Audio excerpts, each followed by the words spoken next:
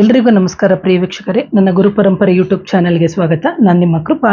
ಇವತ್ತಿನ ವಿಷಯ ಏನಂತಂದರೆ, ರಾಹುಕೇತುವಿನ ಬದಲಾವಣೆ ವೃಷಭ ರಾಶಿಯವರಿಗೆ ಯಾವ ರೀತಿ ಫಲ ಇರುತ್ತೆ ಅಂತೇಳಿ ನೋಡುವ. 2025 ಹಾಗೂ 2026 ಅಂದರೆ ಒಟ್ಟು 18 ತಿಂಗಳ ಕಾಲ ಈ ಒಂದು ನಿಮಗೆ ಫಲವನ್ನು ಹೇಳಲಾಗುತ್ತೆ.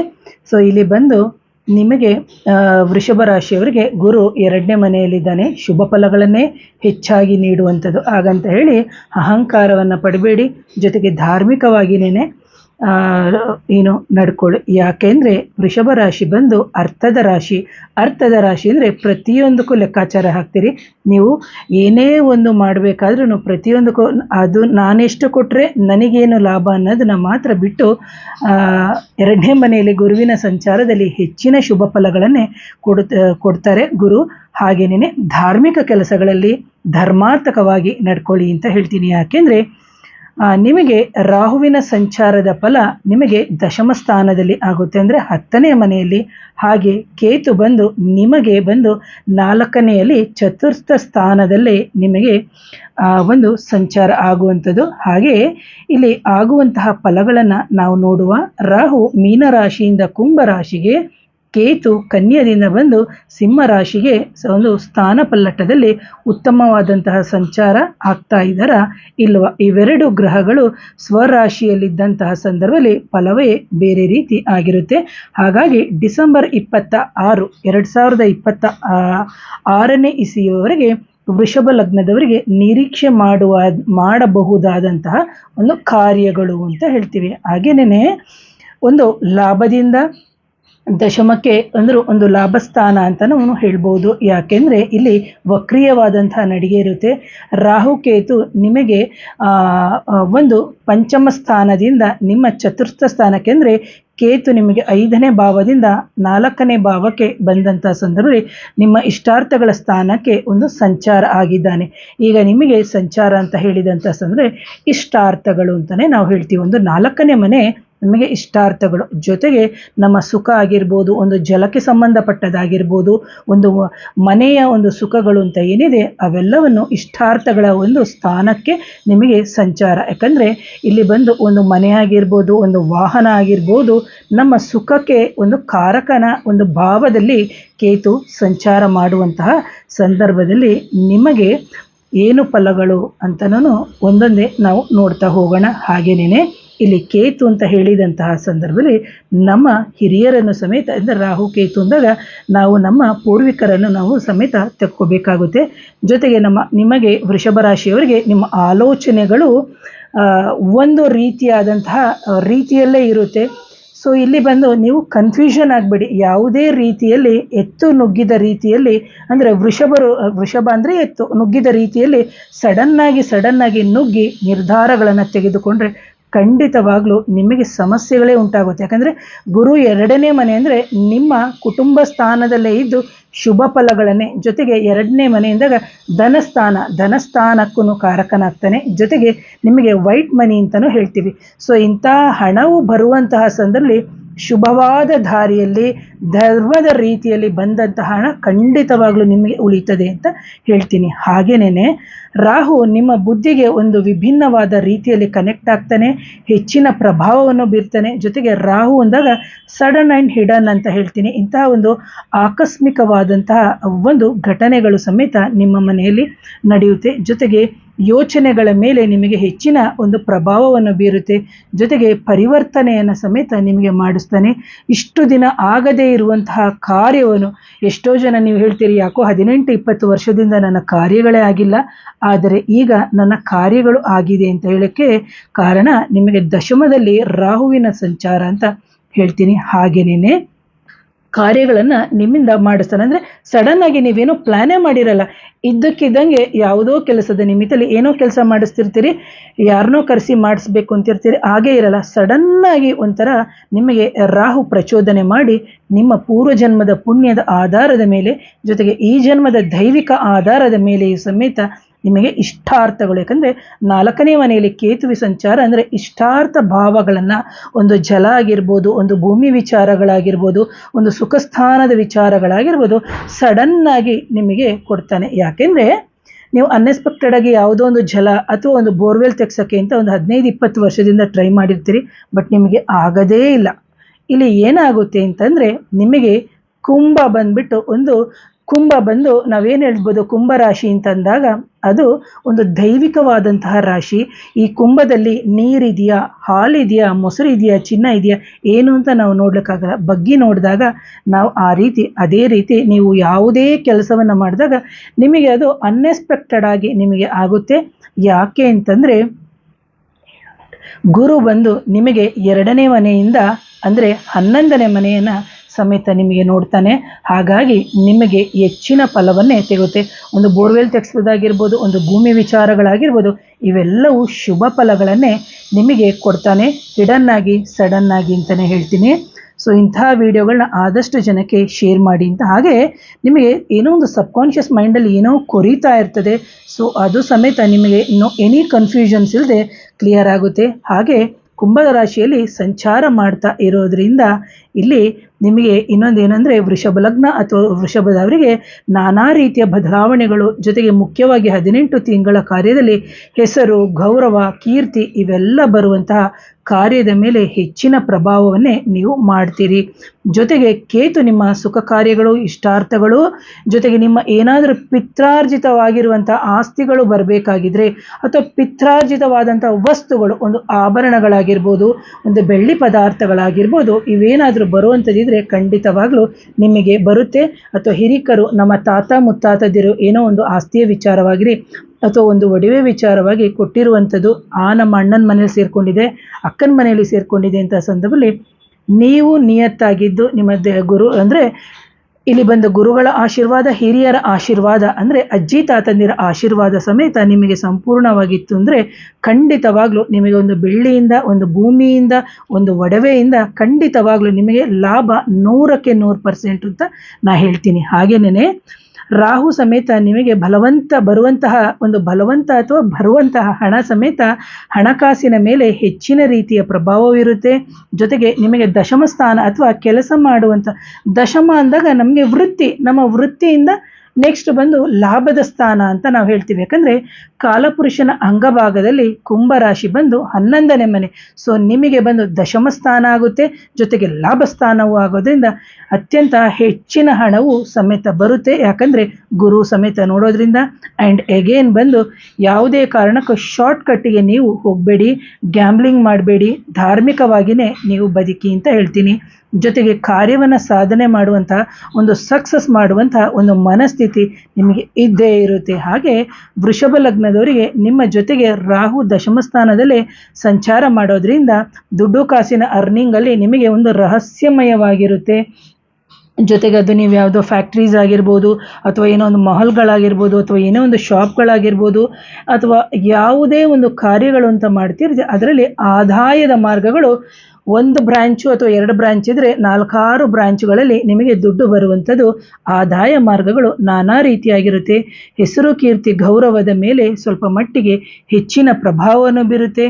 ಜೊತೆಗೆ ನಿಮ್ಮ ಒಂದು ರಾಹು ದಶಮ ಸ್ಥಾನದಲ್ಲಿ ಸಂಚಾರ ಆಗ್ತಿರೋದ್ರಿಂದ ದುಡ್ಡು ಕಾಸಿನ ವಿಚಾರದಲ್ಲಿ ಗಮನವನ್ನು ಸಮೇತ ಕೊಡಿ, ಎಚ್ಚರಿಕೆಯನ್ನು ಸಮೇತ ಕೊಡಿ. ಒಂದು ಹೇಳ್ತೀನಿ, ನಿಮಗೆ ಲಾಭ ಬರ್ತಾ ಇದೆ ಅಂತ ಹೇಳಿದಂಥ ಸಂದರ್ಭದಲ್ಲಿ ಅನ್ನೆಸರಿಯಾಗಿ ಅನ್ಎಕ್ಸ್ಪೆಕ್ಟೆಡ್ ಆಗಿ ಹೋಗಿ ಖರ್ಚು ಮಾಡೋಕ್ಕೆ ಹೋಗಬೇಡಿ. ಅದರಿಂದ ಏನಾಗುತ್ತೆ ಅಂದರೆ ಎಷ್ಟು ಲಾಭ ಬರ್ತಿರೋ ಅದಕ್ಕೆ ಸಮಾನವಾಗಿ ನೀವು ಖರ್ಚನ್ನು ಮಾಡುವಂತಹ ಸಂದರ್ಭಗಳು ಜಾಸ್ತಿ. ಯಾಕಂದರೆ ರಾಹು ದಶಮದಲ್ಲಿದ್ದಾಗ ನಿಮಗೆ ಏನಾಗುತ್ತೆ ಅಂದರೆ ನಾನು ಆ ಕೆಲಸ ಮಾಡಬಲ್ಲೆ, ಈ ಕೆಲಸ ಮಾಡಬಲ್ಲೆ ಅಂತ ವಿಭಿನ್ನವಾದಂಥ ಆಸೆಗಳು, ಆಕಾಂಕ್ಷೆಗಳು ಉದ್ಭವವಾಗಿ ಈ ರೀತಿ ಆಗುತ್ತೆ. ಹಾಗೆ ದುಡ್ಡು ಕಾಸನ್ನು ನಷ್ಟ ಮಾಡಿಕೊಳ್ಳುವಂತಹ ಸಂದರ್ಭಗಳು ಬರುತ್ತೆ. ಬೇರೆಯವರ ಹತ್ರ ಬಡ್ಡಿಗೆ ತಗೊಂಡು ಬರೋದು, ಬೇರೆಯವರ ಹತ್ರ ಸಾಲಕ್ಕೆ ತಗೊಂಡು ಬರೋದು, ಹಣಕಾಸಿನ ವಿಚಾರದಲ್ಲಿ ಸಂಬಂಧ ಅಥವಾ ನಿಮಗೆ ಏನಾಗುತ್ತೆ ಅಂತಂದರೆ ಪಾರ್ಟ್ನರ್ಶಿಪ್ಗಳಾಗಿರ್ಬೋದು, ಮನಸ್ಥಿತಿ ವಿಭಿನ್ನವಾದಂಥ ಅಂದರೆ ವಿಭಿನ್ನ ಮನಸ್ಥಿತಿ ಅಂತನ್ನೋಕ್ಕಿಂತ ಒಂದು ವೈಮನಸ್ಸುಗಳು ಅಥವಾ ವೈಫಲ್ಯಗಳು ಉಂಟಾಗುತ್ತೆ. ಸೊ ಹಾಗಾಗಿ ಮಾನಸಿಕ ಒಂದು ಸ್ಥಿರತೆಯನ್ನು ತಂದುಕೊಂಡು ಯಾವ ರೀತಿ ನಾನು ಮದುವೆ ಆಗಿದ್ದರೆ ಹೆಂಡತಿ ಜೊತೆ, ಅಥವಾ ಮಕ್ಕಳಿದ್ರೆ ಮಕ್ಕಳು ದೊಡ್ಡವರಾಗಿದ್ರೆ ಅವರ ಜೊತೆ, ಅಥವಾ ತಂದೆ ತಾಯಿಂದಿರಿದ್ರೆ ಅವರ ಜೊತೆಗೆ ನಿರ್ಧಾರವನ್ನು ಮಾಡ್ಕೊಳ್ಳಿ ಅಂತ ಹೇಳ್ತೀನಿ. ಹಾಗೆಯೇ ರಾಹು ದಶಮ ಸ್ಥಾನದಲ್ಲಿ ಸಂಚಾರ ಮಾಡುವಂಥ ಸಂದರ್ಭದಲ್ಲಿ ವಿಪರೀತವಾಗಿ ನಿಮಗೆ ಗೌರವ ಎಲ್ಲ ಇರುತ್ತೆ. ಜೊತೆಗೆ ನಿಮಗೆ ಬಂದಂತಹ ಮಾತು ಸಮೇತ ಒಂದು ಸಕಾಲಕ್ಕೆ ಒಂದು ಸರಿಯಾದ ರೀತಿಯಲ್ಲಿ ನಡಿಬೇಕು ಅಂದರೆ ಧಾರ್ಮಿಕವಾಗಿ ನಡೀರಿ ಅಂತ ಹೇಳ್ತೀನಿ. ಹಾಗೆ ಒಂದು ಬಾರಿ ಒಂದು ಮಾತು ಹೇಳೋದು, ಇನ್ನೊಂದು ಬಾರಿ ಒಂದು ಮಾತು ಹೇಳೋದು ಅವೆಲ್ಲವನ್ನ ಮಾಡಬೇಡಿ. ಜೊತೆಗೆ ರಾಹು ಬಲಿಷ್ಠನಾಗಿ ತನ್ನ ಶತಾಭಿಷ ನಕ್ಷತ್ರದಲ್ಲೇ ಇದ್ದಂಥ ಸಂದರ್ಭದಲ್ಲಿ ಹೆಚ್ಚಿನ ಫಲಗಳನ್ನೇ ನೀವು, ಯಾಕಂದರೆ ಆ್ಯಂಡ್ ಇನ್ನೊಂದೇನೆಂದರೆ ಶತಾಭಿಷ ನಕ್ಷತ್ರ ರಾಹುವಿನ ಸ್ವಂತ ನಕ್ಷತ್ರ ಅಂತ ಆಗುತ್ತೆ. ಆದರೆ ನಾವು ಮೂಲ ಜಾತಕವನ್ನು ಸಮೇತ ನಾವು ನೋಡಬೇಕು. ಇದು ಓವರಾಲ್ ಆಗಿ ನಾನು ಪ್ರಿಡಿಕ್ಷನ್ಸನ್ನು ಕೊಡ್ತಾ ಇರುವಂಥದ್ದು ಒಂದು. ಎರಡನೇದಾಗಿ ಮಾಂತ್ರಿಕ ಬಾಧೆ, ನಕಾರಾತ್ಮಕ ಶಕ್ತಿಗಳ ಸಮಸ್ಯೆ ಇದ್ದಂಥ ಸಂದರ್ಭದಲ್ಲಿ ಏನು ನಿಮಗೆ 100 ಭಾಗ ಫಲಗಳು ಬರಬೇಕು, ಆ ಫಲಗಳಲ್ಲಿ ನಿಮಗೆ 40 ಭಾಗ ಬರುತ್ತೆ, 60 ಭಾಗ ಕುಂಠಿತವಾಗುತ್ತೆ. ಇದು 100ಕ್ಕೆ 100% ನಿಜ. ಯಾಕಂದರೆ ಧನಸ್ಥಾನದಲ್ಲಿ ಗುರು ಬಂದು ನಿಮಗೆ ಕೂತಿದ್ದು, ಅಂದರೆ 2ನೇ ಮನೆಯಲ್ಲಿ ಗುರು ಕೂತು 11ನೇ ಮನೆಯನ್ನು ನೋಡ್ತಾರೆ. ಸೊ ಇನ್ಕಮಿಂಗ್ ಜಾಸ್ತಿ ಆಗುತ್ತೆ. ಹಾಗಂತ ಹೇಳ್ಬಿಟ್ಟು 100 ಭಾಗ ಸಿಗುವಂತಹ ಫಲಗಳನ್ನು 40 ಭಾಗಕ್ಕೆ ನಿಲ್ಲಿಸದೆ 100ಕ್ಕೆ 100 ಫಲಗಳನ್ನು ಪಡ್ಕೊಳ್ಳಿ ಅಂತ ಹೇಳ್ತೀನಿ ವೃಷಭ ರಾಶಿಯವರಿಗೆ. ಹಾಗಾಗಿ ಕೊಟ್ಟ ಮಾತನ್ನು ಉಳಿಸ್ಕೊಳ್ಳಿ, ಮಾನಸಿಕ ಸ್ಥಿತಿಯನ್ನು ಚೆನ್ನಾಗಿ ಇಟ್ಕೊಳ್ಳಿ. ಪಡೆಯುವಂಥ ಅವಕಾಶಗಳು ನಿಮ್ಮ ಜೊತೆ ಇದ್ದಂಥ ಸಂದರ್ಭದಲ್ಲಿ ಸಂಬಂಧಗಳನ್ನು ಒಂದು ಬೆಲೆಯನ್ನು ಸಮೇತ ಕೊಡಿ. ಯಾಕೆ ಅಂತಂದರೆ ನಿಮಗೆ ಗುರು 2ನೇ ಮನೆಯಲ್ಲಿರೋದ್ರಿಂದ ಮಾತಿನಿಂದ ತುಂಬ ಚೆನ್ನಾಗಿ ನೀವು ನಡ್ಕೋಬೇಕಾಗುತ್ತೆ. ಜೊತೆಗೆ ನಿಮ್ಮ ಸಂಬಂಧಿಕರು ದೂರ ಆದಂಥದ್ದಾಗಿರ್ಬೋದು, ಇವರೆಲ್ಲರ ಪರಿವರ್ತನೆಯನ್ನು ನೀವು ನೋಡುವಂಥ ಸಾಧ್ಯತೆಗಳು ನಿಮಗೆ ಹೆಚ್ಚಾಗಿರುತ್ತೆ. ನೀವು ಕೂಡ ತುಂಬ ರಹಸ್ಯಮಯವಾದಂತಹ ವ್ಯಕ್ತಿಗಳು. ಹಾಗೆ ಯಾರಿಗೇ ತಿಳಿಸದೇ ಇರುವಂತಹ ಒಂದು ವಿಚಾರ ಆಗಿರ್ಬೋದು, ಅದನ್ನು ಮುಚ್ಚಿಕೊಂಡು ಅದರ ಮೇಲೆ ಆದಂತಹ ಮಾನಸಿಕ ಸ್ಥಿತಿ ಜಾಸ್ತಿ ಡೆವಲಪ್ ಮಾಡ್ಕೊಳ್ಳೋಕ್ಕೆ ಹೋಗಬೇಡಿ, ಅದನ್ನು ಹಾಗೆ ಬಿಟ್ಟುಬಿಡಿ ಅಂತ ಹೇಳ್ತೀನಿ. ಜೊತೆಗೆ ಕಮ್ಯುನಿಕೇಷನ್ ಯಾರ ಜೊತೆ ಎಷ್ಟಿರಬೇಕು ಅಷ್ಟೇ ಇಟ್ಕೊಳ್ಳಿ. ಹೆಚ್ಚಿನ ಒಂದು ಪ್ರಭಾವವನ್ನು ಬೀರಿದರೆ ಅದು ನಿಮಗೆ ಗುಪ್ತವಾದ ರೀತಿಯಲ್ಲಿ ತಗೊಳ್ಳುವಂಥ ವ್ಯವಹಾರಗಳನ್ನು, ರಹಸ್ಯ ಕಾರ್ಯಗಳನ್ನು ನೀವು ಮಾಡ್ತಾ ಹೋಗ್ತೀರಿ. ಅದರ ಬದಲು ಯಾವ ವಿಚಾರಗಳನ್ನು ಗುಪ್ತವಾಗಿಡಬೇಕು, ಯಾವ ವಿಚಾರಗಳನ್ನು ಗುಪ್ತವಾಗಿಟ್ಕೊ. ಈಗ ಕಾಯಿಲೆ ವಿಚಾರಗಳನ್ನು ಬಂದಾಗ ಗುಪ್ತವಾಗಿ ಇಡಬಾರದು. ಅದನ್ನು ನೀವು ತೋರಿಸಿದ್ರೆ ತಾನೇ ರೋಗಗಳು ವಾಸಿಯಾಗೋದು, ಅಥವಾ ಒಂದು ಮಾಂತ್ರಿಕ ಬಾಧೆ, ಒಂದು ನಕಾರಾತ್ಮಕ ಶಕ್ತಿಗಳ ಸಮಸ್ಯೆ, ಅಥವಾ ವೈದ್ಯಕೀಯ ಕ್ಷೇತ್ರದ್ದು ಅಂತ. ಆದರೆ ಕೆಲವೊಂದೊಂದು ವಿಚಾರವನ್ನು ನಾವು ಗುಪ್ತವಾಗಿ ಮಾಡಬೇಕಾಗುತ್ತೆ. ಹಾಗೆ ನಿಮಗೆ ಯಾವುದೇ ರೀತಿಯ ಮಧ್ಯಸ್ಥಿಕೆ ಇಲ್ಲದೆ ಇರುವಂಥದ್ದು ತುಂಬ ಒಳ್ಳೆಯದು. ನೀವು ನಂಬಿಕೆ ಇಟ್ಕೊಂಡು ನಂಬಿಕೆ ಮೋಸ ಹೋಗಬೇಡಿ ಅಂತ ಹೇಳ್ತೀನಿ. ಈಗಾಗಲೇ ಸಾಕಷ್ಟು ಜನರಿಂದ ಮೋಸ ಹೋಗಿದ್ದೀರಿ, ಮೋಸ ಮಾಡಿಕೊಂಡಿದ್ದೀರಿ. ಅದರ ಜೊತೆಗೆ ಸ್ತ್ರೀಯರ ವಿಚಾರವಾಗಿ ನೀವು ಹೆಚ್ಚಿನದಾದಂತಹ ರೀತಿಯಲ್ಲಿ ನೀವು ಇರಬೇಕಾಗುತ್ತೆ. ಯಾಕೆಂದರೆ ವೃಷಭ ರಾಶಿ ಅಂತಂದಾಗ ಇದು ಪುರುಷ, ಮೇಷ ಬಂದು ಪುರುಷ, ವೃಷಭ ಬಂದು ಸ್ತ್ರೀ ಅಂತಲೇ ಹೇಳ್ತೀನಿ. ಹಾಗಾಗಿ ನಿಮಗೆ ಸ್ತ್ರೀಯರಿಂದ ಕಂಟಕಗಳು ಹೆಚ್ಚಾಗಿ ಇರುವಂಥದ್ದು ಸಾಧ್ಯತೆಗಳು ಹೆಚ್ಚಾಗಿರುತ್ತೆ. ಹಾಗಾಗಿ ಇದನ್ನು ನೋಡ್ಕೋಬೇಕಾಗುತ್ತೆ. ಹಾಗೆ ನಿಮ್ಮ ಯೋಚನೆಗೆ ಮೀರಿದು ಕೂಡ ನಿಮ್ಮ ಪ್ರಯತ್ನವನ್ನು ಮಾಡ್ತೀರಿ. ವಾಹನಗಳಿಂದ ಆಗಿರ್ಬೋದು, ಮನೆಗಳಿಂದ ಆಗಿರ್ಬೋದು, ಭೂಮಿ ಮೇಲೆ ಹೂಡುವಂತಹ ವಿಚಾರಗಳಾಗಿರ್ಬೋದು, ಇವೆಲ್ಲವನ್ನು ಕೂಡ 18 ತಿಂಗಳಲ್ಲೂ ನಿಮಗೆ ಬರುವಂಥ ಅವಕಾಶಗಳಿದೆ. ಅತಿ ಹೆಚ್ಚಿನ ಒಂದು ದೊಡ್ಡದಾದಂತಹ ಸೈಟನ್ನು ಖರೀದಿಸುವ ಯೋಗ, ಅಥವಾ ಒಂದು ಮಹಲಿಗೆ ಹೋಗಿ ನಾವು ಬಾಡಿಗೆಯನ್ನು ತಗೊಳ್ಳುವಂಥದ್ದು, ಅಥವಾ ಒಂದು ಅಪಾರ್ಟ್ಮೆಂಟಿಗೆ ಕೈ ಹಾಕೋದು, ಅಥವಾ ಸಣ್ಣ ಮನೆಯಿಂದ ಇದು ಡ್ಯೂಪ್ಲೆಕ್ಸ್ ಮನೆ, ಅಥವಾ ಸಣ್ಣ ವಾಹನದ ಬದಲಾಗಿ ದೊಡ್ಡ ಒಂದು ವಾಹನ ಬದಲಾಗಿ ದೊಡ್ಡದಾಗಿರುವಂತಹ ಯಾವುದೋ ಒಂದು ಯೋಚನೆಗಳು ನಿಮ್ಮ ತಲೆಯಲ್ಲಿ ಬರ್ತಾ ಇರುತ್ತೆ. ಜೊತೆಗೆ ನಿಮ್ಮ ಸಾಮರ್ಥ್ಯಕ್ಕೆ ನೀವು ಪ್ರಯತ್ನ ಮಾಡ್ತೀರಿ. ಯಾಕಂದರೆ ವೃಷಭ ರಾಶಿಯವರಿಗೆ ಏನು ಹೇಳ್ಬೋದು, ಭೂಮಿ ಹೊಲದ ರಾಶಿ. ಸೊ ಭೂಮಿಯನ್ನು ಖರೀದಿಸುವಂಥದ್ದು, ಹೊಲವನ್ನು ಖರೀದಿಸುವುದು, ಇವೆಲ್ಲದರಲ್ಲಿ ನೀವು ಕೈ ಹಾಕಿದಾಗ ಸಕ್ಸಸ್ ಆಗ್ತೀರಿ. ಆದರೆ ಅದನ್ನು ಉಳಿಸ್ಕೊಳ್ಳೋಕ್ಕೆ ನೀವು ಹರಸಾಹಸವನ್ನು ಮಾಡಬೇಕಾಗುತ್ತೆ. ಇದಕ್ಕೆ ಕಾರಣ ಬೇರೆ ಇರುತ್ತೆ. ಸೊ ಹಾಗಾಗಿ ತುಂಬಾ ಎಚ್ಚರಿಕೆ ಮಾಡಬೇಕು. ಜೊತೆಗೆ ಮೂಲ ಜಾತಕವನ್ನು ಸಮೇತ ನೋಡಬೇಕು. ಜೊತೆಗೆ ನೀವು ಏನು ಆಸೆ ಆಕಾಂಕ್ಷೆಗಳನ್ನು ಇಟ್ಕೊಂಡಿರ್ತೀರಿ, ಹಾಗೆಯೇ ರಾಹು ನಿಮಗೆ ದಶಮದಲ್ಲಿರೋದ್ರಿಂದ ಕೇತು ಚತುರ್ಥದಲ್ಲಿ ಇರುವಂತಹ ಸುಖವನ್ನು ಅನುಭವಿಸಲಿಕ್ಕೆ ಬಿಡಲ್ಲ. ಹಾಗಾಗಿ ಮನೆಯಲ್ಲಿ ಪದೇ ಪದೇ ನಿಮಗೆ ಏನು ಆಗ್ಬೋದು, ಯಾವುದೋ ಒಂದು ವಸ್ತುವಿನ ಮೇಲೆ ದಾಳಿ ಆಗುವಂಥದ್ದು, ಯಾರೋ ಬಂದು ದಬ್ಬಾಳಿಕೆ ಮಾಡುವಂಥದ್ದು, ಅಥವಾ ವಶಪಡಿಸ್ಕೊಳ್ಳುವಂಥದ್ದು, ಹಾಗೆ ಭೂಮಿಯ ಮೇಲೆ ಹೂಡಿಕೆ ಮಾಡಿದ್ನ ಇನ್ನೊಬ್ರು ಯಾರೋ ಇನ್ವೆಸ್ಟ್ ಮಾಡುವಂಥದ್ದು, ಅಂದರೆ ಇನ್ವೆಸ್ಟ್ ಮಾಡಲಿಕ್ಕೆ ನಾನು ಬರ್ತೀನಿ ಅನ್ನೋದು, ಅಥವಾ ನೀವು ಹೋಗ್ತೀವಿ ಅನ್ನೋದು, ಇವೆಲ್ಲ ಗಲಾಟೆಗಳನ್ನು ಬಂದ್ಬಿಡುತ್ತೆ. ಹಾಗೆ ನಿಮ್ಮ ಪ್ರಾಪರ್ಟೀಸ್ ಆಗಿರ್ಬೋದು, ನಿಮ್ಮ ಒಡವೆಗಳಾಗಿರ್ಬೋದು, ಇದೆಲ್ಲವೂ ಒಂದು ಆಕಸ್ಮಿಕವಾದಂತಹ ಪರಿವರ್ತನೆ ಬದಲಾವಣೆಗಳನ್ನು ನೀವು ಕೆಲವೊಂದೊಂದು ಬಾರಿ ನೋಡಬೇಕಾಗುತ್ತೆ. ಹಾಗೆ ನೀವು ಯಾವುದೇ ಇನ್ವೆಸ್ಟ್ ಮಾಡೋಕ್ಕಿಂತ ಮುಂಚೆ ನೀವು ವ್ಯವಹಾರಕ್ಕೆ ಬೇಕಾದನ್ನು ಬಳಕೆ ಮಾಡೋದ್ರಲ್ಲಿ ಬ್ಯಾಂಕಲ್ಲಾಗಿರ್ಬೋದು ಅಥವಾ ನೀವು ಯಾವುದೇ ಕೈ ಸಾಲ ಬಡ್ಡಿ ಸಾಲಗಳು ತರೋದ್ರಲ್ಲಿ ಅಥವಾ ಗಿರ್ವಿ ಇಡೋದ್ರಲ್ಲಿ ನಿಮಗೆ ರಾಹು ತುಂಬ ಪ್ರಚೋದನೆ ಮಾಡ್ತಾನೆ. ದಯವಿಟ್ಟು ವೃಷಭ ರಾಶಿಯವರು ಅರ್ಥ ಮಾಡ್ಕೊಳ್ಳಿ. ನಿಮಗೆ ಗುರು ಕೊಡ್ತಾನೆ, ಆದರೆ ರಾಹು ಏನು ಮಾಡ್ತಾನೆ, ಇಲ್ಲಿ ಹಿಡಿತಾನೆ. ಯಾಕೆಂದರೆ ರಾಹು ಬಂದು ಪ್ರಚೋದನೆ ಮಾಡುವಂಥದ್ದು, ಆಸೆಯನ್ನು ಇದು ಮಾಡುವಂಥದ್ದು. ಯಾಕಂದರೆ ರಾಹು ಬಂದು ಕಾಮದ ರಾಶಿಯಲ್ಲಿ ಇರೋದ್ರಿಂದ ನಿಮ್ಮ ಪುಣ್ಯದ ಫಲದ ಮೇಲೇ ನಿಮಗೆ ಉಂಟಾಗುತ್ತೆ. ಚತುರ್ಥ ಸ್ಥಾನದಲ್ಲಿ ಸಂಚಾರ ಆಗೋದ್ರಿಂದ ಸುಮಾರು ವಿಚಾರದಲ್ಲಿ ಇದ್ದರೂ ಕೂಡ ಏನೋ ಇಲ್ಲದ ರೀತಿಯಲ್ಲಿ ಮಾನಸಿಕ ಜೊತೆಗೆ ಕೌಟುಂಬಿಕ ವಿಚಾರದಲ್ಲಿ ನಿಮಗೆ ಸಮಸ್ಯೆಗಳು ತಂದೊಡ್ಡುವಂಥದ್ದು, ಜೊತೆಗೆ ನಿರ್ಲಕ್ಷ್ಯ ಸ್ವಭಾವ ಆಗುವಂಥದ್ದು, ಮನೆಯವ್ರನ್ನ ಏನೋ ನಿರ್ಲಕ್ಷ್ಯ ಮಾಡುವಂಥದ್ದು, ತಾಯಿ ಇದ್ದರೆ ತಾಯಿಯನ್ನು ಅಥವಾ ಹೆಂಡತಿ ಇದ್ದರೆ ಹೆಂಡತಿಯನ್ನು, ಮಕ್ಕಳಿದ್ರೆ ಈ ಥರ ನಿಮ್ಮ ಕುಟುಂಬದ ಹಿರಿಯರ ಅಗಲುವಿಕೆ ಅತಿ ಹೆಚ್ಚಾಗಿ ಕಾಣುತ್ತೆ. ಅದು ತಾಯಿಯ ಕಡೆ ಅಂತಲೇ ಹೇಳ್ತೀನಿ. ಸೊ ಇದು ಯಾರಾದರೂ ಇದ್ದರೆ ಬೇಜಾರು ಮಾಡ್ಕೋಬೇಡಿ. ಹಾಗೇನೇ ನೀವು 12 ತಿಂಗಳು ಅಥವಾ 18 ತಿಂಗಳಲ್ಲಿ ಏನು ಸುಖ ಕಾರ್ಯಗಳ ಬದಲಾವಣೆಗಳಾಗಿರ್ಬೋದು, ಅನುಕೂಲಗಳಾಗಿರ್ಬೋದು, ಮಾನಸಿಕವಾಗಿ ನೀವು ರೆಡಿಯಾಗಿ ಅಂತ ಹೇಳ್ತೀನಿ. ಹಾಗೆ ಕೇತು ನಿಮಗೆ 5ನೇ ಮನೆಯಲ್ಲಿ ಇದ್ದಂತಹ ಸಂದರ್ಭದಲ್ಲಿ ಮಕ್ಕಳ ವಿದ್ಯಾಭ್ಯಾಸಕ್ಕೆ ಏನೋ ಒಂದು ಅಡೆತಡೆಗಳು ಇತ್ತು. ಈ ಕಾಲೇಜಾ, ಆ ಸ್ಕೂಲಾ, ಈ ಸ್ಕೂಲಾ ಅಂತ. ಬಟ್ ಮಕ್ಕಳ ವಿದ್ಯಾಭ್ಯಾಸದಲ್ಲಿ ಸಡನ್ನಾಗಿ ಬದಲಾವಣೆ ಆಗಿರುವಂಥದ್ದು, ಹೆಚ್ಚಿನ ವಿದ್ಯಾಭ್ಯಾಸ ಮಾಡುವಂತಹ ಮನಸ್ಥಿತಿ ಇತ್ತು. ಆದರೆ ಹೈಯರ್ ಎಜುಕೇಷನ್ ಮಾಡ್ತೀನಿ, ಇನ್ನೂ ಚೆನ್ನಾಗಿ ಪರ್ಫಾರ್ಮೆನ್ಸ್ ಮಾಡ್ತೀನಿ ಅನ್ನೋರು ಆಕಸ್ಮಿಕವಾಗಿ ವಿದ್ಯೆಯನ್ನು ಸ್ಥಗಿತಗೊಳಿಸಿ ತಾತ್ಕಾಲಿಕವಾಗಿ ಉದ್ಯೋಗದ ಕಡೆ ಗಮನ ಹರಿಸ್ತಾ ಹೋಗ್ತಾರೆ. ಅಂತಹ ಸಂದರ್ಭದಲ್ಲಿ ನೀವು ಆಸಕ್ತಿ ಸ್ವಂತದ ವ್ಯವಹಾರ ಮಾಡುವಂತಹ ಮಕ್ಕಳಿಗೆ ಪ್ರಚೋದನೆ, ಮಕ್ಕಳಿಗೆ ಅನಿವಾರ್ಯ ಕಾರಣದಿಂದ ನೀವು ಅವರಿಗೆ ಬಿಸ್ನೆಸ್ಸಲ್ಲಿ ಹೂಡಿಕೆ ಮಾಡುವಂಥದ್ದು ಅಥವಾ ಏನೋ ಒಂದು ಇನ್ವೆಸ್ಟ್ ಮಾಡೋದು, ನಿಮ್ಮ ಸುತ್ತಮುತ್ತಲೂ ಇರುವಂತಹ ಒಂದು ಜನರ ವಿಚಾರದಲ್ಲಿ ಅವರಿಗೆ ಹೇರಿಕೆಯನ್ನು ಇಡಬೇಡಿ. ಒಂದು ಅನುಕೂಲಕರವಾಗಿರುವಂತಹ ವಾತಾವರಣವನ್ನು ಕೂಡ ಇಡಿಸಿ. ಯಾಕೆಂದರೆ 4ನೇ ಮನೆ ಅಂತ ಹೇಳಿದಂತಹ ಸಂದರ್ಭದಲ್ಲಿ ನಮಗೆ ಬೇಸಿಕ್ ಎಜುಕೇಷನ್ ಅಥವಾ ನಾವು 7th ಸ್ಟ್ಯಾಂಡರ್ಡ್ ಅಂತ ಹೇಳ್ತೀವಿ. ಅಂಥ ಸಂದರ್ಭದಲ್ಲಿ ಕೆಲವು ಮಕ್ಕಳು ಎಜುಕೇಷನ್ನ ಬಿಟ್ಬಿಡೋದೆಲ್ಲ ಮಾಡ್ತಾರೆ. ಹಾಗೆಲ್ಲ ನೀವು ಅವಕಾಶಗಳನ್ನು ತಂದ್ಕೋಬೇಡಿ. ಜೊತೆಗೆ ಯಾರಾದರೂ ಸಂತಾನದ ಬಗ್ಗೆ ಪ್ರೆಗ್ನೆಂಟ್ ಆಗಬೇಕು ಅಂತಿದ್ರೆ ಅಂತಹ ಗರ್ಭಿಣಿಯರು ಸಮೇತ ಅಂಥವರಿಗೆ ಕೆಲವೊಂದು ಆಕಸ್ಮಿಕ ಸಮಸ್ಯೆಗಳು ಉಂಟಾಗುತ್ತೆ. ಇವೆಲ್ಲವನ್ನು ನೋಡುವಂಥದ್ದು, ಕೆಲವರಿಗೆ ಮಿಸ್ಕ್ಯಾರೇಜ್ ಆಗುವಂಥದ್ದು, ಅಬಾರ್ಷನ್ಸ್ ಆಗೋದು ಇವೆಲ್ಲವೂ ಇರುತ್ತೆ. ಜೊತೆಗೆ ವಿದೇಶ ಕಾರ್ಯಗಳಲ್ಲೂ ಸಮೇತ ನಿಮಗೆ ಹೆಚ್ಚಿನ ಒಂದು ಲಾಭವನ್ನು ಸಮೇತ, ಯಾಕಂದರೆ ದಶಮದಿಂದ 11ನೇ ಮನೆಯಲ್ಲಿ ಇದ್ದಂತಹ ಸಂದರ್ಭದಲ್ಲಿ ಲಾಭಗಳು ಇರುತ್ತೆ.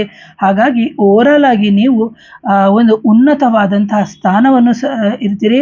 ಆಕಸ್ಮಿಕ ಮದುವೆಗಳು ಅಂತ ಹೇಳಿ ಬಂದಂತಹ ಸಂದರ್ಭದಲ್ಲಿ ದಯವಿಟ್ಟು ನೀವು ವೃಷಭ ರಾಶಿಯವರು, ನೀವು ಯಾರಾದರೂ ನಿಮಗೆ ಮೇಲೆ ದಬ್ಬಾಳಿಕೆ ಮಾಡಿಕೊಂಡು ಇಲ್ಲ ನಾನು ಮದುವೆ ಮಾಡ್ಕೋತೀನಿ ಅಂತ ಬಂದಂತಹ ಸಂದರ್ಭದಲ್ಲಿ ಹೆಚ್ಚಿನ ರೀತಿಯಲ್ಲಿ ನೀವು ಹುಡುಗನೇ ಆಗಿರಲಿ, ಅದು ಒಂದು ಹುಡುಗನೇ ಆಗಿರಲಿ, ಅಂತಹ ಸಂದರ್ಭದಲ್ಲಿ ನೀವು ನಿಮ್ಮ ಹಿರಿಯರಾಗಿರ್ಬೋದು ಅಥವಾ ನಿಮ್ಮ ಮನೆಯವರಾಗಿರ್ಬೋದು ಅಥವಾ ನಿಮ್ಮ ಸ್ನೇಹಿತರಾಗಿರ್ಬೋದು, ಇವರ ಮುಂದೆ ಒಂದು ನಿರ್ಣಯಗಳನ್ನು ನೀವು ಮಾಡಿ ಅಂತ ಹೇಳ್ತೀನಿ. ಹಾಗೆಯೇ ಯಾವುದೇ ಒಂದು ಅಗ್ರಿಮೆಂಟ್ಗಳ ವಿಚಾರವಾಗಿ ನೀವು ತುಂಬ ಕಣ್ಣಲ್ಲಿ ಕಣ್ಣಿಟ್ಟು ನೋಡ್ಕೋಬೇಕಾಗುತ್ತೆ. ಅದು ಗುಪ್ತವಾಗಿ ಅಗ್ರಿಮೆಂಟನ್ನು ಮಾಡ್ಕೊಳ್ಳೋಕೆ ಹೋಗಬೇಡಿ. ನಿಮ್ಮ ಮನೆಯವರೇ ಆಗಿರ್ಬೋದು ಅಥವಾ ನಿಮ್ಮ ಹಿರಿಕರೇ ಆಗಿರ್ಬೋದು, ಅವರ ಮುಂದೆ ಮಾಡಿದ್ರೆ ಖಂಡಿತವಾಗ್ಲೂ ಸಕ್ಸಸ್ ಆಗ್ತೀರಿ. ನಿಮ್ಮ ಆಸೆ ಆಕಾಂಕ್ಷೆಗಳು ಆಗ ಈಡೇರುತ್ತೆ. ಇಲ್ಲದಿದ್ದರೆ ಕೆಲವೊಂದೊಂದು ಸಂದರ್ಭದಲ್ಲಿ ನೀವು ಮೋಸ ಹೋಗುವಂತಹ ಸಾಮರ್ಥ್ಯಗಳೇ ಹೆಚ್ಚಾಗಿರುತ್ತೆ. ಹಾಗಾಗಿ ಯಾವಾಗ ನೀವು ಹೆಣ್ಣು ಮಕ್ಕಳ ಬಗ್ಗೆ ಅಥವಾ ನಿಮ್ಮ ಮನೆಯಲ್ಲಿ ಯಾರಾದರೂ ಹಿರಿಯರಿದ್ದರೆ ಅಥವಾ ಅಜ್ಜಿದಿರಿದ್ದರೆ ಅವರ ಆಶೀರ್ವಾದವನ್ನು ಸಮೇತ ಪಡ್ಕೊಳ್ಳಿ ಅಂತ ಹೇಳ್ತೀನಿ. ಜೊತೆಗೆ ಸಂಬಂಧದಲ್ಲಿ ವಿರಸ ಏನಾದರೂ ಉಂಟಾಗ್ತಾ ಇದ್ದರೆ ನೀವು ಮಂತ್ರಗಳ ಪಠನೆಯನ್ನು ಮಾಡಿ ಓಂ ದುಂ ದುರ್ಗಾಯ ನಮಃ, ಓಂ ದುಂ ದುರ್ಗಾಯ ನಮಃ ಅಂತ. ಹಾಗೆಯೇ ಪಾರ್ಟ್ನರ್ಶಿಪ್ಪಲ್ಲಿ ನಿಮಗೆ ಈಗಾಗಲೇ ಪಾರ್ಟ್ನರ್ಶಿಪ್ ಮಾಡ್ತಾ ಇದ್ದೀವಿ, ಸಮಸ್ಯೆಗಳು ಇದ್ದಂತಹ ಸಂದರ್ಭದಲ್ಲೂ ಸಮೇತ ನೀವೇನು ಮಾಡಬೇಕಾಗುತ್ತೆ ಅಂತಂದರೆ, ನಿಮ್ಮ ಕುಲದೇವರು ಅಂತ ಯಾರಿದ್ದಾರೆ, ನಿಮ್ಮ ಕುಲದೇವರಿಗೆ ಪ್ರತಿ ವಾರದ ದಿನ, ಅಂದರೆ ನಿಮ್ಮ ಕುಲದೇವರ ವಾರ ಅಂತ ಇರುತ್ತೆ, ಅಂತಹ ದಿನದಲ್ಲಿ ಅಭಿಷೇಕಗಳಿಗೆ ನೀವು ಕೊಡಿ ಅಂತ ಹೇಳ್ತೀನಿ. ಹಾಗೆ ಯಾವುದೇ ಕಾರ್ಯಗಳು ವಿಳಂಬವಾಗ್ತಾ ಇದ್ದಂತಹ ಸಂದರ್ಭದಲ್ಲಿ ನೀವೇನು ಮಾಡಬೇಕಾಗುತ್ತೆ ಅಂದರೆ, ನಿಮ್ಮ ಕುಲದೇವರ ದೇವಸ್ಥಾನಕ್ಕೆ ಅಥವಾ ಕುಲದೇವರ ದೇವಸ್ಥಾನದಲ್ಲಿ ಅರ್ಚನೆ ಮಾಡಿರುವಂತಹ ಕುಂಕುಮವನ್ನು ತಂದು ಇಟ್ಕೊಳ್ಳಿ. ಇಲ್ಲದಿದ್ದರೆ ಶಕ್ತಿ ದೇವತೆಗಳ ದೇವಸ್ಥಾನಗಳು ಅಂತಲೂ ಹೇಳ್ತೀವಿ, ಅಂತಹ ಸಂದರ್ಭದಲ್ಲಿ ಅದನ್ನು ಸಮೇತ ನೀವು ತಂದಿಟ್ಕೊಂಡು ನೀವು ಧಾರಣೆಯನ್ನು ಮಾಡ್ಕೊಳ್ಳೋದ್ರಿಂದ ಖಂಡಿತವಾಗ್ಲೂ ನಿಮಗೆ ಶುಭ ಉಂಟಾಗುತ್ತೆ ಅಂತ ಹೇಳ್ತೀನಿ. ಹಾಗೆ ನೀವು ಯಾವುದೇ ನಿರ್ಧಾರವನ್ನು ತೆಗೆದುಕೊಳ್ಳಬೇಕಾದ್ರೆ ನಿಮ್ಮ ಮನಸ್ಥಿತಿಯನ್ನು ಸರಿಯಾಗಿ ಇಟ್ಕೊಂಡು ಕಾಂಪ್ರಮೈಸ್ ಮಾಡ್ಕೊಳ್ಳಿ. ಯಾಕಂದರೆ ನೀವು ಬೇಗ ಮುನ್ನುಗ್ಗುವಂಥದ್ದು ಜಾಸ್ತಿ. ಹಾಗಾಗಿ ಯಾವುದೇ ರೀತಿಯಾದಂತಹ ಒಂದು ಸಮಸ್ಯೆಗಳು ಬಂದಾಗ ಒಂದು ಕಚೇರಿಯ ವಿವಾದಗಳಾಗಿರ್ಬೋದು, ಅಥವಾ ಒಂದು ಮನಸ್ತಾಪಗಳಾಗಿರ್ಬೋದು, ಅಥವಾ ನಿಮಗೆ ಯಾವುದೋ ಮನೆಯಲ್ಲಿ ಗಂಡ ಹೆಂಡತಿಯರ ಸಮಸ್ಯೆಗಳು ಅಂತ ಹೇಳಿದಂತಹ ಸಂದರ್ಭದಲ್ಲೂ ಸಮೇತ ನಿಮಗೆ ಹಲವಾರು ಸಮಸ್ಯೆ ಬಂದಾಗ ಕೂಡಿ ಒಗ್ಗಟ್ಟಾಗಿ ಮಾತಾಡಿ ನೀವು ಕಾಂಪ್ರಮೈಸ್ ಮಾಡೋಕ್ಕೆ ನೋಡಿ, ಜೊತೆಗೆ ರೆಡಿ ಆಗಬೇಕು. ಯಾಕಂದರೆ ಯಾವುದೇ ಕೋರ್ಟು ಕಚೇರಿಯ ವಿವಾದಗಳು ನಿಮಗೆ ಇಲ್ಲ ಅಂತ ಸಂದರ್ಭದಲ್ಲಿ ಈಗ ಇಂತಹ ಸಂದರ್ಭದಲ್ಲಿ ಬಗೆಹರಿಯುತ್ತೆ. ಜೊತೆಗೆ ಮನಸ್ತಾಪಗಳನ್ನು ಜಾಸ್ತಿ ಮಾಡಿಕೊಳ್ಳದೆ, ಯಾಕಂದರೆ ಮನಸ್ತಾಪಗಳು ಜಾಸ್ತಿ ಆಗುತ್ತೆ, ಹಾಗಾಗಿ ಸರಿಯಾದ ರೀತಿಯಲ್ಲಿ ಹೋಗಿ ಅಂತ ಹೇಳ್ತೀನಿ. ಹಾಗೇನೇ ನಾವು ಯಾರು ನಿಮಗೆ ಶಕ್ತಿ ದೇವಸ್ಥಾನಗಳು, ಅದು ಕಾಳಿಕಾದೇವಿ ಆಗಿರ್ಬೋದು, ದುರ್ಗಾದೇವಿ ಆಗಿರ್ಬೋದು, ಈ ಥರ ಒಂದು ದೇವಿಯ ದೇವಸ್ಥಾನದ ಕುಂಕುಮವನ್ನು ತಂದು ನೀವು ಹಣೆಗೆ ಧರಿಸೋದ್ರಿಂದ ಅಥವಾ ದೇವಿಯ ದೇವಸ್ಥಾನಗಳಿಗೆ ಅಭಿಷೇಕವನ್ನು ಕೊಡೋದ್ರಿಂದ ಖಂಡಿತವಾಗಲೂ ನಿಮ್ಮ ಸಮಸ್ಯೆಗಳು ಖಂಡಿತ ನಿವಾರಣೆ ಆಗುತ್ತೆ. ಈಗಾಗಲೇ ಮಾಂತ್ರಿಕ ಬಾಧೆ, ನಕಾರಾತ್ಮಕ ಶಕ್ತಿಗಳು ದೇಹದಲ್ಲಿ ಮದ್ದಿಡು ಕ್ರಿಯೆ ಆದಂತಹ ಸಂದರ್ಭದಲ್ಲಿ ನಿಮಗೆ ಹೇಳಿದೆ ನಾನು, ಫಲಗಳು 100ಕ್ಕೆ 40 ಭಾಗ ಸಿಗುತ್ತೆ, 60 ಭಾಗ ಸಿಗಲ್ಲ. ಇಂತಹ ಸಂದರ್ಭದಲ್ಲಿ ನೀವು ಅದಕ್ಕೂ ಪರಿಹಾರಗಳನ್ನು ಮಾಡಿಕೊಂಡು, ಈಗ ಟ್ರಾನ್ಸಿಟಲ್ಲಿ ಗುರು ನಿಮ್ಮ ಸೆಕೆಂಡ್ ಹೌಸ್ ಅಥವಾ ನಿಮಗೆ ಧನಭಾವ ಅಂತ ಏನಿದೆ ಆ ಭಾವದಲ್ಲಿ ಕೂತಿರೋದ್ರಿಂದ ಖಂಡಿತವಾಗ್ಲೂ ಇದೆಲ್ಲಕ್ಕೂ ಪರಿಹಾರಕ್ಕೆ ನಿಮಗೆ ದಾರಿ ಆಗ್ತದೆ ಅಂತ ಹೇಳ್ತೀನಿ. ಪ್ರೇಕ್ಷಕರೇ, ಯಾರಾದರೂ ನನ್ನ ಚಾನಲ್ನ ಮೊದಲನೇ ಬಾರಿಗೆ ನೋಡ್ತಿದ್ರೆ ದಯವಿಟ್ಟು ಚಾನಲ್ನ ಸಬ್ಸ್ಕ್ರೈಬ್ ಮಾಡಿ, ಜೊತೆಗೆ ಲೈಕ್ ಮಾಡಿ ಅಂತ ಹೇಳ್ತೀನಿ. ಯಾಕೆಂದರೆ ಗುರು ನಿಮಗೆ 8ನೇ ಮನೆಯನ್ನು ಸಮೇತ ಈ ಗೋಚಾರದಲ್ಲಿ ನೋಡುವಂಥದ್ದು. ಸೊ 8ನೇ ಮನೆ ಅಂತಂದಾಗ ನಮಗೆ ಸಡನ್ ಲಾಸಸ್ ಆಗುತ್ತೆ, ಜೊತೆಗೆ 11ನೇ ಮನೆಯಿಂದಾಗ ಗೇನಿಂಗು. ಸೊ ಇದೆಲ್ಲ ನಾವು ಓವರಾಲ್ ಆಗಿ ನಮ್ಮ ಚಾರ್ಟನ್ನು ನೋಡಿದಾಗ ಅನಲೈಸ್ ಮಾಡ್ಬೋದು ಅಂತ ಹೇಳ್ತಾ ಇವತ್ತಿನ ವಿಡಿಯೋನ ಮುಗಿಸ್ತೀನಿ. ಹಾಗೆ ಇಂತಹ ವಿಡಿಯೋವನ್ನು ಹಲವಾರು ಜನಕ್ಕೆ ಶೇರ್ ಮಾಡಿ ಅಂತ ಹೇಳ್ತಾ ಇವತ್ತಿನ ವಿಡಿಯೋ ಮುಗಿಸ್ತೀನಿ. Once again thank you. ನಮಸ್ತೆ.